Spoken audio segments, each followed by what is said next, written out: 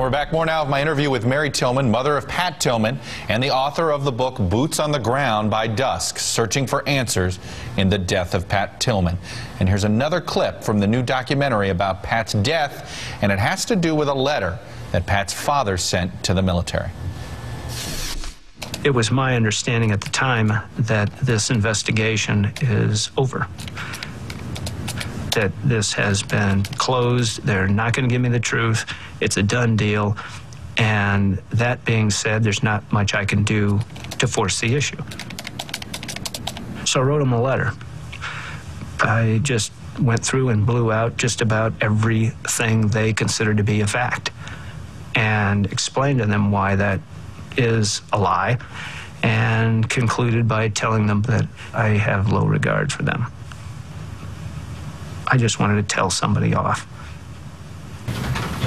Unbeknownst to Pat Sr., the Army considered the wording of his letter to be a formal accusation of criminal misconduct. Mr. Guerin, our Vice Chief of Staff. This automatically initiated a new investigation by the Inspector General's office. Thank all of you for being here today. Do you want, what's the next step of an investigation that you would like to see? Do you want to see Congress step in again? I know that you have testified before on Capitol Hill. I know that Senator John McCain tried to get something more done. What more do you want to see done today? Well, you know, Senator McCain helped us in the early stages of all of this, and we appreciated that. But once it became clear that you know, the chain of command was very much involved in the cover-up, and that this cover-up went a lot higher than anyone expected, you know, we didn't hear much from Senator McCain. I don't have a lot of regard for Congress, either faction. I mean, there were some brave people, of course, on that oversight committee.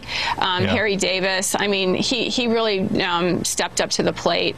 You know, and I think the committee had good intentions, but for whatever reason, they chose not to hold these individuals accountable. And I think the fact that they had our hearing, and then they went and had a hearing with, you know, former Secretary of Defense Rumsfeld, right, you know, retired General Abizaid, Brown, and Myers.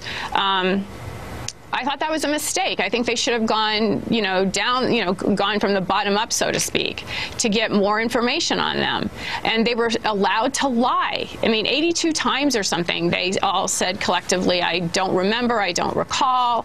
I mean, this is a soldier that died, and Rumsfeld sent him a letter when he enlisted, you know, congratulating him for enlisting. And then he wrote a memo to the Secretary of the Army saying that we need to keep an eye on this guy. And the idea that he wouldn't remember when he was killed by fratricide is absolutely not believable. I know General McChrystal, who was the general that was leading the war effort in Afghanistan just recently until he was fired by President Obama, was also the general that signed off on the incident report. And I know that you've had some strong feelings about General McChrystal. Just describe what you thought the day that you found out he got fired. Well, I mean, you know, it wasn't joyous. I mean, it was sort of like sad, really. I mean, here's a man who, you know, it's interesting because a lot of people look at that P4 memo and all they see is, oh, he was just trying to warn the president. Well, no, if you look at that memo very carefully, and of course we have seen the documents, the higher-ups knew Pat was killed or suspected it was a fratricide right away. So this memo is just language that's being couched. He's telling them, yeah, Pat was definitely killed by friendly fire, and you need to be careful about what you say if the circumstances become public. He didn't say when they become public. He said if. And you're supposed to tell a family if you suspect fratricide. I mean, that's a protocol that's in the books and has been since Vietnam. Right. You don't have an investigation and then tell the family. You tell the family if you suspect it. And they did not do that. And they could have told us before the memorial service, which was on May 3rd. That memo was sent on April 29th. Right. So, you know, it's ludicrous that, you know, that these individuals did not know, and they chose not to tell us to protect us. One of the things I've heard from you before, I've read quotes from you about this, and I know one of the motivations that you had in cooperating with this documentary is that you want people to know who the real Pat Tillman was.